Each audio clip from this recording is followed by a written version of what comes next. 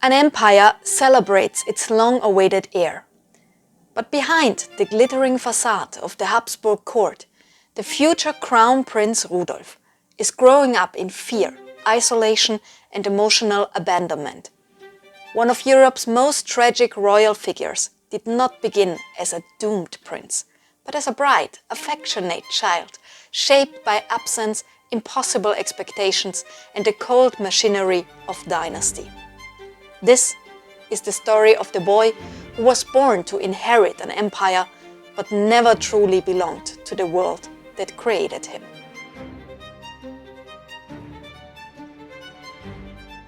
Hi guys, I'm Katharina, living and working in Vienna as a tourist guide.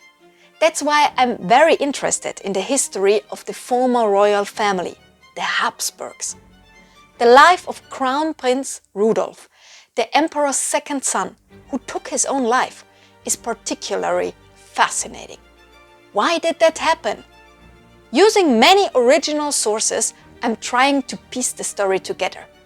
If you enjoy deep dives into forgotten royal history, make sure to like, subscribe, and tell me in the comments which Habsburg figure I should cover next.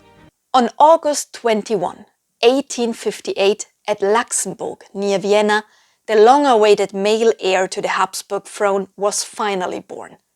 Rudolf Franz Karl Joseph, the only son of Emperor Franz Joseph of Austria and Empress Elisabeth, better known internationally as Sisi.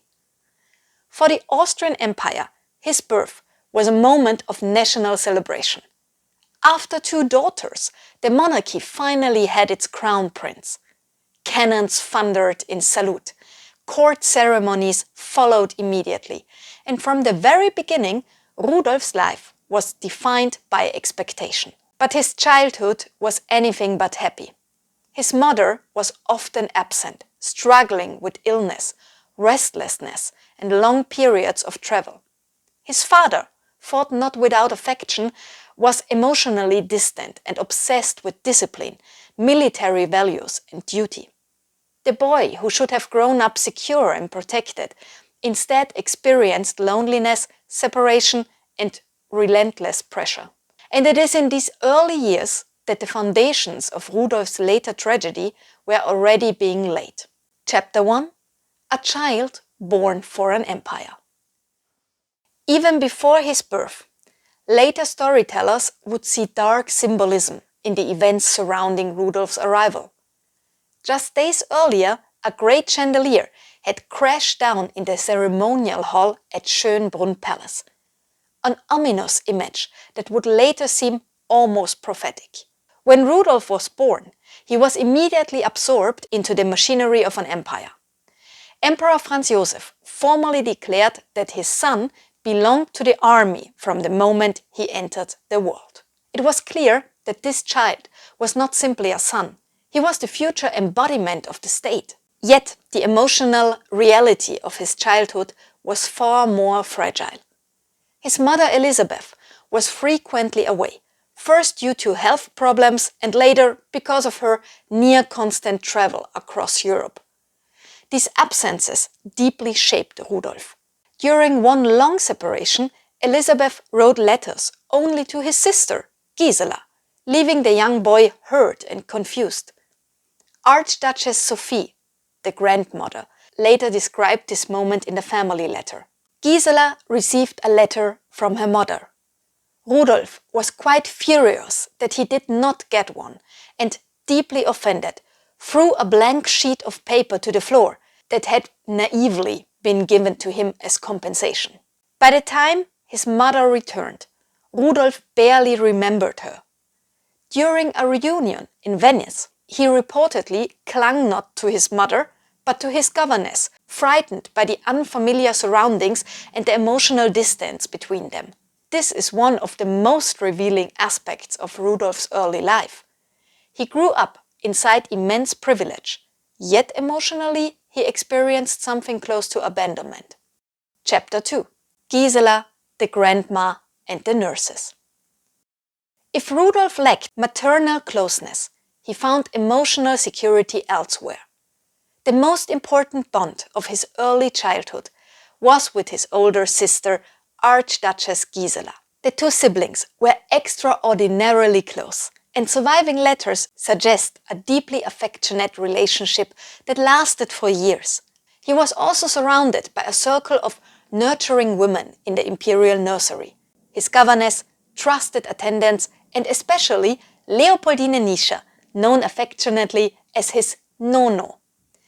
These women provided the warmth and emotional stability often missing from the formal structure of court life. Family letters describe Rudolf as a strong, cheerful, unusually advanced child, physically robust, curious, and already strikingly independent. This is important because it challenges a common myth. Rudolf was not born fragile. The sensitivity and nervous instability later associated with him emerged much later. Chapter 3. The father's expectations. Franz Joseph wanted his son to become a version of himself. Disciplined, dutiful, militarily minded, and emotionally controlled.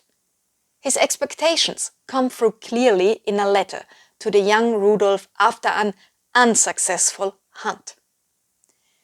The main thing is not to lose courage and to begin every new hunt with the conviction that one must hit.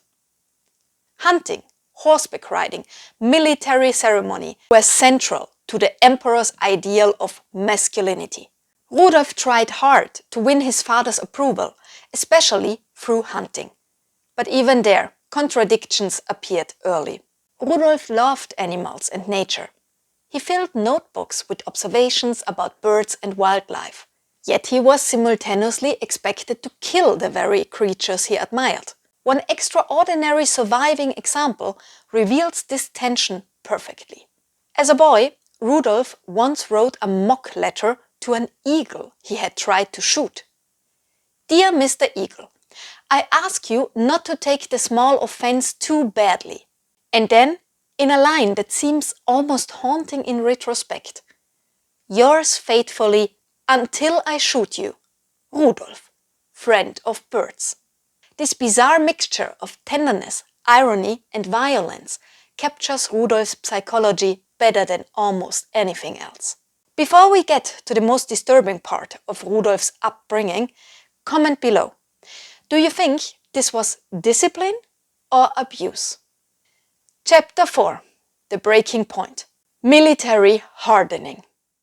The decisive turning point came when Rudolf was placed under the education of General Count Leopold Gondrecourt. Like many European dynasties, the Habsburg court believed heirs should undergo harsh military conditioning. But Gondrecourt pushed this to extremes. He reportedly forced the young prince to drill for hours in rain and cold, woke him with pistol shots, and even abandoned him alone in the woods of the Leinzer Tiergarten at night to teach courage. For a highly sensitive child, the consequences were devastating. Later accounts suggest Rudolf developed chronic anxiety, severe sleep problems, and a lifelong fear of darkness. Some historians see this period as the moment his psychological vulnerability truly began. A child subjected to an emotionally abusive, toughening regime with trauma that clearly echoes into adulthood. Chapter 5. A new intellectual world. Rudolf's life changed dramatically when Gondrecourt was removed and replaced by Count Joseph Latour. This marked the beginning of Rudolf's intellectual awakening. Latour encouraged his passion for science, languages, history, and liberal political thought. Rudolf studied Hungarian, Czech, French, Latin, and Polish, and later worked with major naturalists, including Alfred Brehm, one of the most famous zoologists of the 19th century. This was the Rudolf the world would later admire.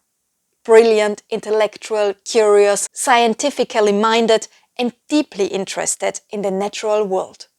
His fascination with ornithology, bird science would eventually make him internationally respected among scholars.